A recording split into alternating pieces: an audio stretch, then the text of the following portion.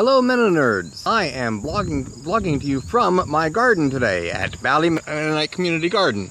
And I wanted to answer to William's video, but instead of spies, I'm going to talk about weeds.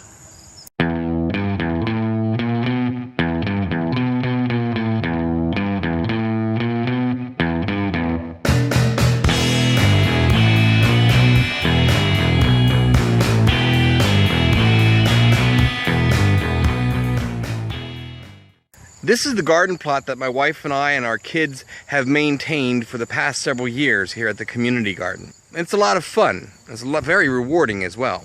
It takes a lot of work to maintain this garden, to grow what we want to grow. We grow tomatoes, green beans, beets, carrots, cantaloupe, watermelon, hot peppers, kale, and cabbage. But we need to make sure that we are vigilant and hardworking and patient and persistent. Otherwise the garden gets taken over. But I really want to spend time today talking about weeds and the vigilance that it takes to maintain a garden, as well as the beauty that sometimes there can be in leaving things not quite as neatly cultivated as you might like. Farmers always talk about pulling weeds, but there are times when pulling weeds may actually hurt things.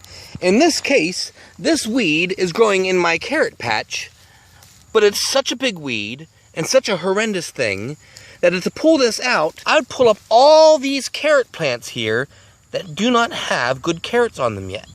Sometimes some things that may seem to be weeds and unnecessary and in the way are things that are very beneficial. They actually help out.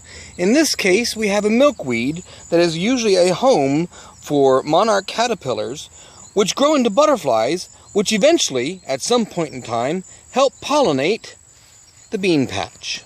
Weeds do get in the way. You probably can't tell from this video, but there's oregano growing here.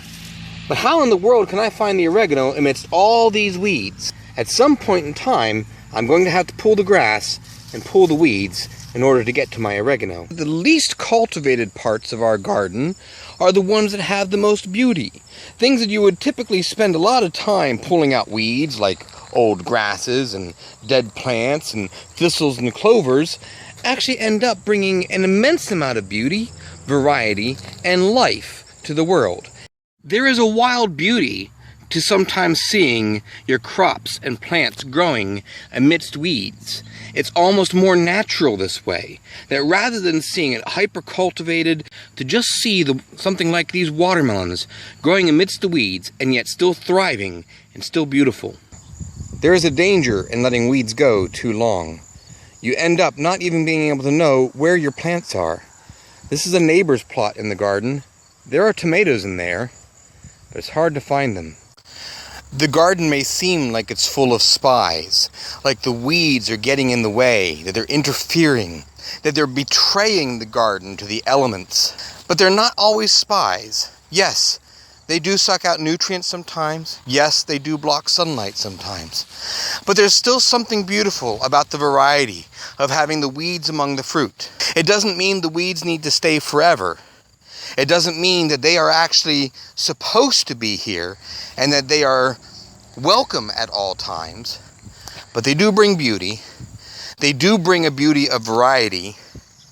And they are important in their own way. Someday the weeds will be gone. Someday this plot of garden will be tilled under again.